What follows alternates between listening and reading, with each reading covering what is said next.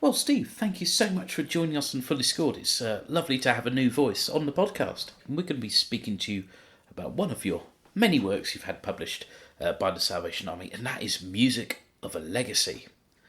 This piece, I think it'd be fair to say, had quite a bit of popularity around the Salvation Army world. But where did the initial inspiration and thoughts behind writing this piece come from? Well, the whole thing came about really when I had a conversation with Carl Saunders, bandmaster of the Household Troops Band, when he asked me if I'd be interested in writing a piece of music for them. This was back in 2013 for a recording that they were going to be making in early 2014. The first half of the CD would feature more traditional, well-established pieces of music from the Salvation Army repertoire, and the second half would be all new music. So he wanted a new piece that could sort of bring the whole recording together. We chatted for a while about the sort of piece that could be, and we both very much liked the idea of something that would quote from well-loved iconic pieces from the huge back catalogue of SA music, I guess. This brought about a massive challenge to me personally. I'd probably go so far as to say it quickly became one of the most adventurous pieces I've ever attempted, I guess. Simply just deciding which pieces to include and which ones to leave out for a start. Try and make sure that I cover all of the major and significant composers from the past as well. But Carl and the Troops Band, they did give a fair amount of input into that, made some good suggestions, pieces and composers that had been particularly significant to them over the years. So before I knew it, I had a huge list of pieces that I was going to somehow try and incorporate into this new piece of mine. The challenge was really to try and make it sound natural and not forced, and also for it not to become a big sort of free-for-all piece where I'm trying to cram in as much as possible. It's in danger of becoming just a big medley, which is not the sort of piece that I was wanting to write. So I felt it needed something in the way of a strong melody to hold it all together. I'd always liked the hymn tune Lord for the Years, which actually, relatively speaking, is a newer hymn written in the 60s or 70s, I think. But it's got a really strong melody, and I liked the idea of doing something with that. The words as well seemed to match with the kind of piece that I was looking for. So this felt like a good opportunity to use that. So the words talk about giving thanks for the past, looking back over the years, but more importantly, looking forward. I think there's 4 or 5 verses in total, but the words that really stood out for me across the whole song were past put behind us, to the future take us, Lord for the years, we bring our thanks today. So this piece was all about that, really, giving thanks for the heritage of the great music from the past, but at the same time still pressing forward onto new things. And actually the march by Leidsen, Marching Onward, became one of the first pieces that I actually quoted. So that was an intentional thing that I did to make that the first, or one of the first things that we hear in the music. I definitely wanted this to be a piece that wouldn't only be appreciated by Salvationists and people that would have a good knowledge of army music. So I felt in basing it on this hymn, it would hopefully make it stand on its own as a piece in its own right. So intentionally, the music, it never wanders too far from that melody. Fantastic. And by my reckoning, there's been 3 sort of major iterations and versions of this piece. Yes, although you could actually argue there are 4 versions out there. So a year or so after the recording, I was contacted by Stephen Cobb, who wanted to use the piece for the ISB, but he just wondered if I might sort of extend it a little bit slightly for them, which I was happy to attempt. So I did that, and they then featured it on their Australian tour later that year, and also featured it at the International Congress, the Boundless Congress at the O2 in London that year. So that was version 2. It was then subsequently published, which was pretty much the original version, but with a few of the amendments that I'd added in. That was included, so sort of like a hybrid of the two, really. That was version 3, and then a few years after that, it was selected as the test piece for the UK Nationals at second section level. So I had to quickly go in and make another version to include a Rappiano cornet part, and in one or two places just had to reduce the trombone parts from 4 down to 3. So yeah, that was version 4. That was the contest version. So I don't know if that's some sort of record in terms of number of versions for the same piece or not, but yeah, officially I suppose there are 4. You've said some of the differences there for the test piece version, but are there any other differences that might be of interest between the other 3 versions? In revisiting the piece, I had the benefit of having a recording to listen to, so I could add bits in if I'd had any further ideas since listening to it a number of times. The coda was extended with a few more quotes added in towards the end. I was thinking of the ISB soloist at the time, and it was suggested that there be something in the way of a flugel solo at some point, so I added one into the solo section, which was based on the bluesy solo in the middle of Barry Gott's Light Walk, and also a bit more solo work for euphonium, very much with Derek Kane in mind. And so there was a further cadenza added in earlier in the piece, which climaxing on a high E flat. I added in references to the March celebration, as I realised I'd never actually included it in the first place, as I'd originally intended. And of course that had been written for the ISB anniversary some years ago, so I felt it was only right that I should now incorporate it while I had the chance. Then there were a few other places in the score that I felt had the space for something else. So in the score, in section H, there was a moment where the whole middle of the band are holding on to a semi-breve at a forte piano. So while they're holding on to that at piano for a few beats, it just sounded a little bit empty to me. So I felt there was room for something else. So I went for a semiquaver quote for the solo cornets in euphonium from The Old Wows by Eric Ball.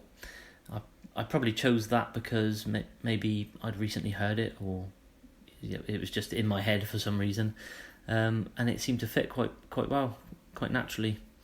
So there's a few moments like that across the piece that I was able to fill the score out a bit without it being or sounding overcrowded. Excellent. And talking about the revised score, that's what we're going to be looking at specifically today.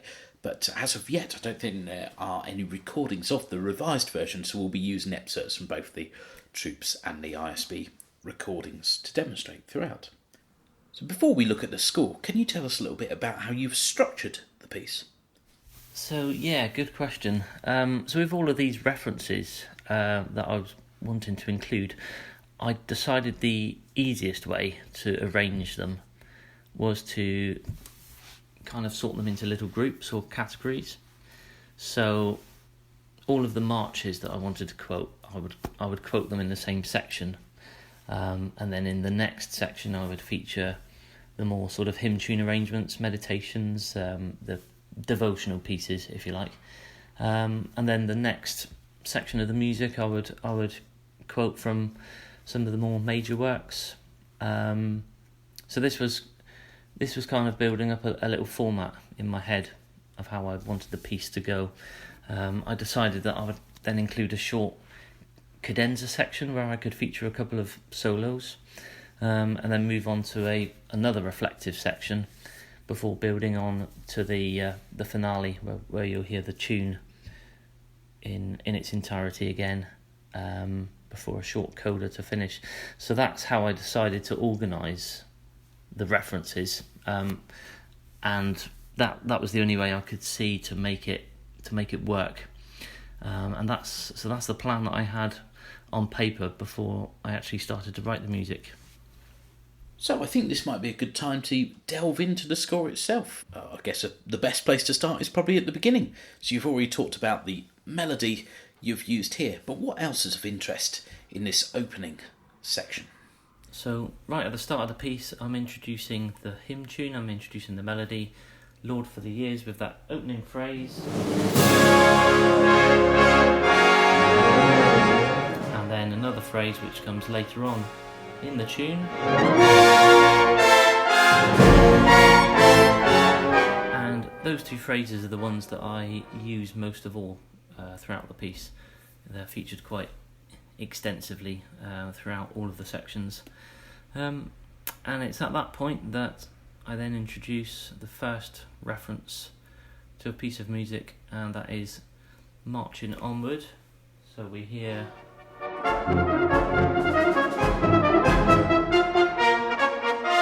and then it goes into a short reference to Rousseau. And both of those marches were specifically requested originally to be included. And then when we reach letter B, that's the first time that we hear the whole of the hymn tune played through in its entirety, and I think that's the first of 3 times. So that takes us through to letter C. What are some of the things we can listen out for and quotes we should be spotting on a repertoire safari during this section? So then from letter C through to E, I'm using these 2 themes again, but this time interspersed with various marches, including the 2 that have already been used, but you'll also hear at this point a couple of different references to celebration. You'll hear a reference to praise and also to Regent's Fair. And then this section is kind of brought abruptly to a close as we then go into a slower section of music.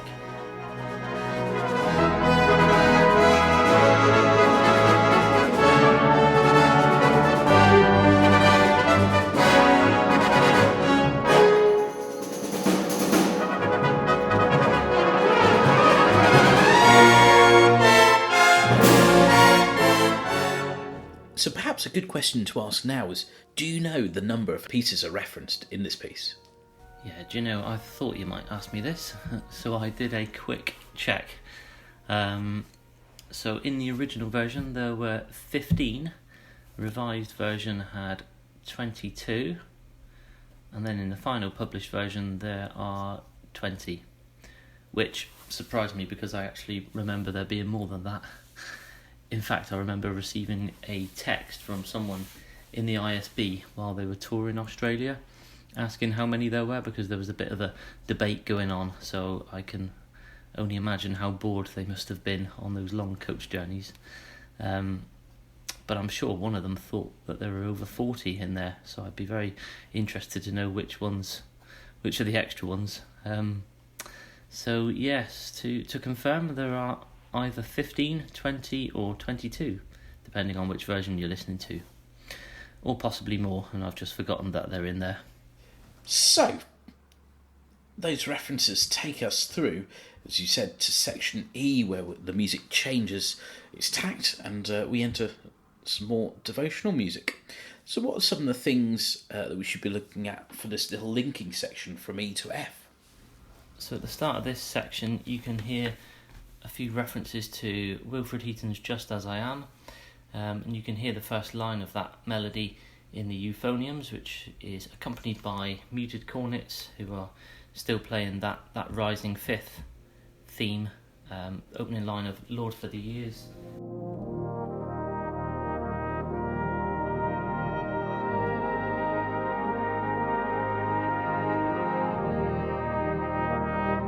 that goes naturally into a second time through in its entirety of the hymn tune, starting with a trombone quartet and then the horns take over.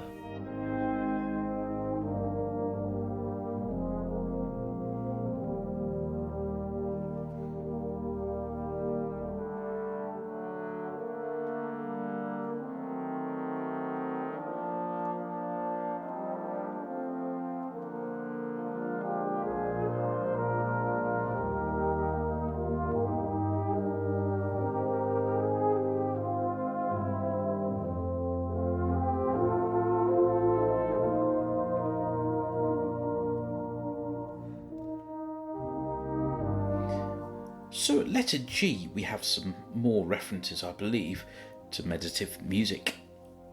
What can we spot here? So I'm now quoting from Dean Goffin's Light of the World with that famous knocking on the door theme in the lower half of the band.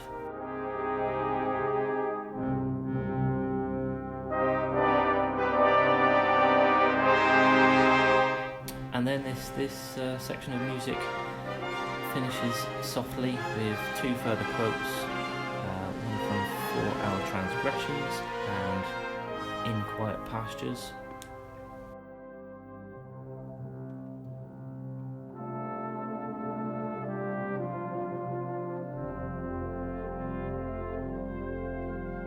Before I then used the end of Wilfred Heaton's Just As I Am, with those three cornets on their sustained chord after the rest of the band have stopped.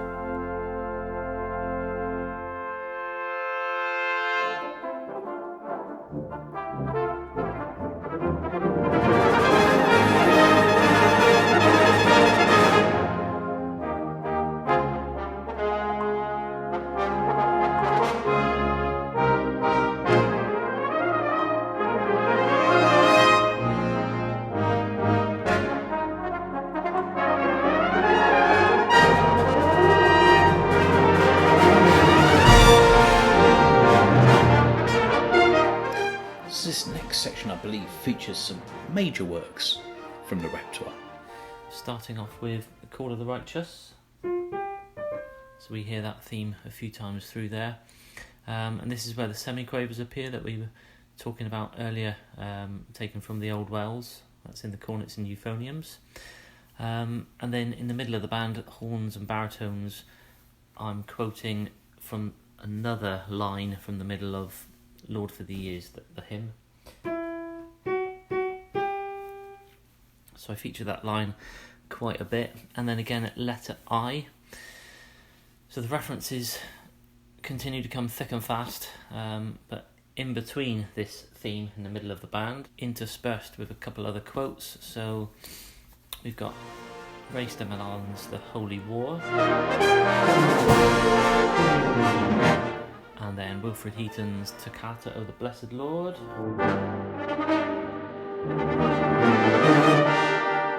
then at the climax of this section, at letter J, we've got three more things going on at the same time. We've got the main Lord for the Years theme, we've got the trombones and euphoniums hammering out the fanfare from Eric Ball's Kingdom Triumphant, and on top of that you've got the front row cornets that are giving us the opening from Marching Onward again.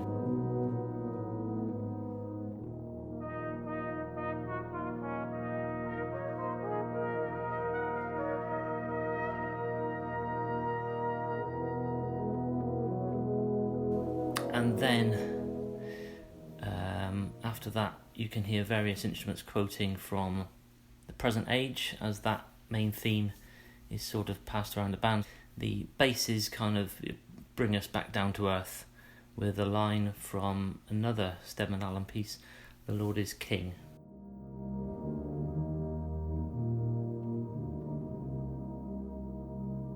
And then that brings this section to its end. So we've featured marches, meditative and devotional music, and major works. So section K, I believe, sees us looking at some of the solo repertoire of the Salvation Army. All of these are marked as rubato, so the soloists can have a certain amount of freedom here. The trombone has a line from The Eternal Quest, euphonium from The Better World, and then finally solo cornet quotes Wondrous Day. And then there's the additional flugel solo added in, which was for the ISB's version, which used a line from the middle of Barry Gott's Light Walk. So these solos, they naturally lead into a more reflective, reminiscing section, and at letter M there are references to Kenneth Downey's Imperfect Peace, which just emerges from the music.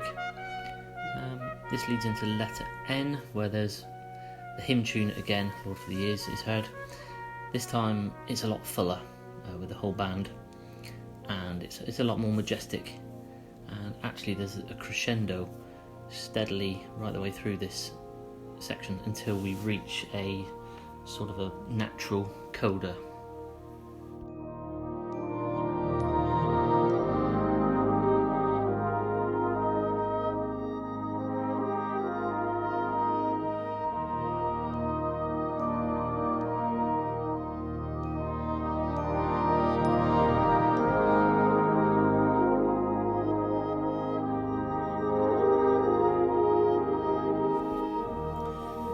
The coda, which is letter O, the original themes sort of appear again, where I'm quoting from Marching Onward over the top of it.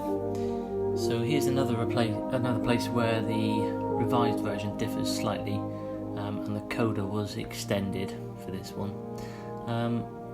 But we reach letter P, and it's marked Grandioso. The main theme is used again, and this is answered throughout the band with accented quavers with a bell-like effect based on the motif from Present Age. So we hear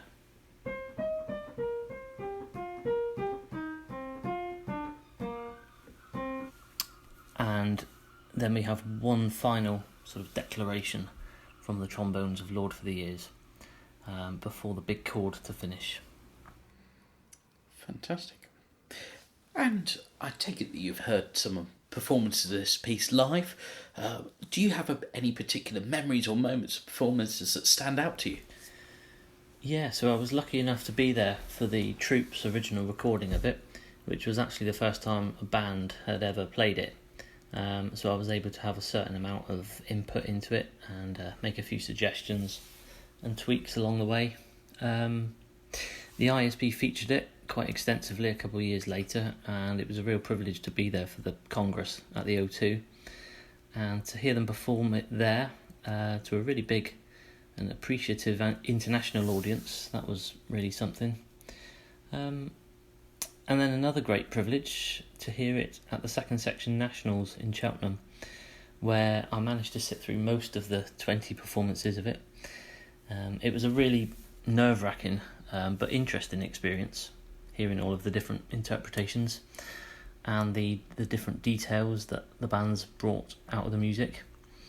But overall, it was just incredible to know that probably between 500 and 600 players and conductors would have spent so much time over the previous weeks playing and breathing, living, sweating over the music. And there was a lot of good feedback from the bands that they'd enjoyed working on it, and this would have been a lot of musicians that wouldn't have necessarily known all of the references, but they were still able to appreciate it as a piece of music in itself, so that was good. Great. Well, thank you so much, Steve, for joining us, for taking us, as I said, on that repertoire safari to spot some of those references, and for talking a little bit about the inspiration behind the piece as well and how it came to be. A really fascinating insight. No, thanks for the invite. My pleasure. It's given me the excuse to look through this music again and remind myself of some of the ideas I had to try and spot all of those references again. But yeah, thank you very much.